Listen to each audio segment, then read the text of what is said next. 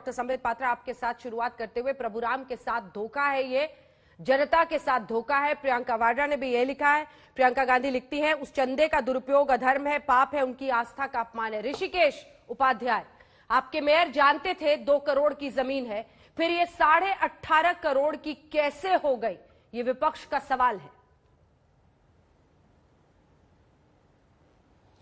अंजना जी, जय श्री राम सभी को। और देखिए, थोड़ा वक्त दीजिएगा क्योंकि ये बहुत तकनीकी विषय भी है और मैं चाहता हूं सबसे बड़े चैनल के माध्यम से करोड़ों हिंदुओं तक और जिन लोगों ने चंदा दिया है सत्य पहुंचे। मैं कुछ कागज और तथ्य भी दिखाऊंगा यहां पर, जैसे कि आज तक ने खुद तहकीकात किया। देखिए, सबसे पहला एलिगेशन क्या है?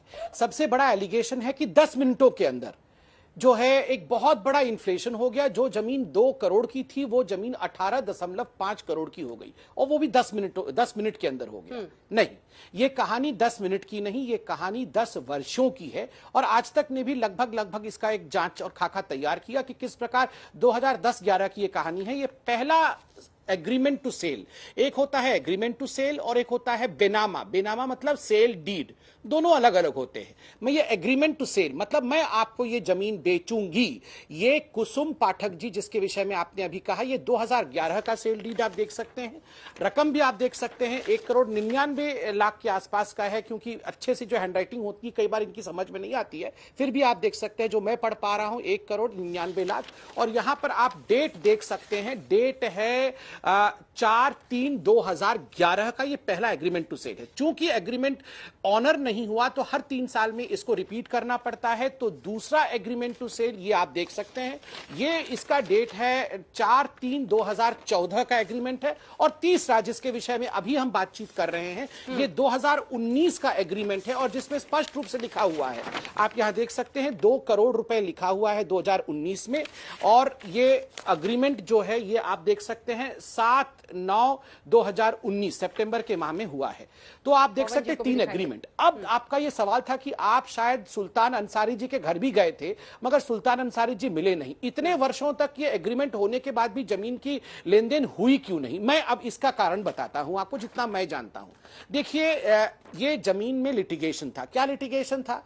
कुछ लोगों का मानना था कि ये जमीन सुन्नी वक्फ बोर्ड का था, इसलिए लोगों को लग रहा था कि और भी प्राइस कम करके इसको हम औने पौने दाम पे ले लेंगे।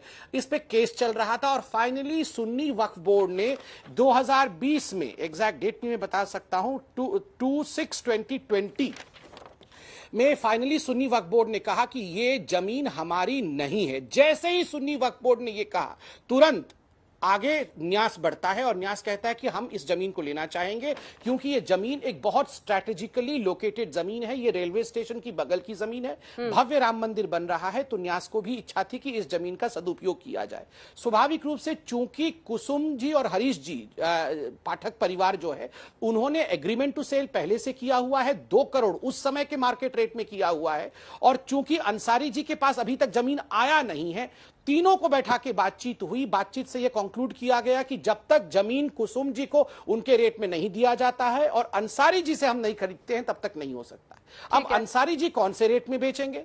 देखिए, ये सारा कुछ 2019 का, मैं और 10 सेकंड लूंगा, समझना बहुत अनिवार्य है, भले ही पूरे डिबेट में और मैं ना बोलूं, मगर ये समझा दूं मैं। 2019 के सितंबर के महीने में ये डीड 2 करोड़ का था, जो कि 2011 से 2 करोड़ से चला आ रहा है। नवंबर 2019 में जजमेंट आता है और इन्फ्लेशन होता है कि जो जमीन है उसको सरकार अधिग्रहित करेगी और इसके कारण से रेट बढ़ जाते हैं, मार्केट रेट बढ़ जाता है।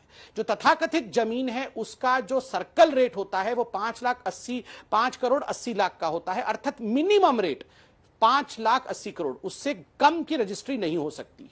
अगर सरकार ने जो अनाउंसमेंट किया था, उत्तर प्रदेश की सरकार ने, कि 4 गुना रकम में वो लैंड एक्वायर करेगी, अगर सरकार ने ये लैंड एक्वायर किया होता तो लगभग 24 से 25 करोड़ में इस लैंड को सरकार एक्वायर करती। मगर न्यास ने इसमें बार्गेनिंग करके ये निर्णय लिया कि जो अभी मार्केट रेट 20 करोड़ का है, हम इसको 18.5 करोड़ में, क्योंकि अंसारी साहब तैयार हो गए, लिया। और जो लोग मनी लॉन्ड्रिंग के विषय में ये बता रहे हैं, मैं बता दूं, मनी लॉन्ड्रिंग तब होता है जब हवाला ट्रांजैक्शन होता है। यहां तो सब कुछ व्हाइट में है जी, यहां तो सब कुछ अकाउंट से अकाउंट में गया हुआ है, सब कुछ व्हाइट में गया हुआ है, चेक से गया हुआ है, ऑनलाइन गया हुआ है, कोई पेमेंट कैश से नहीं हुआ है।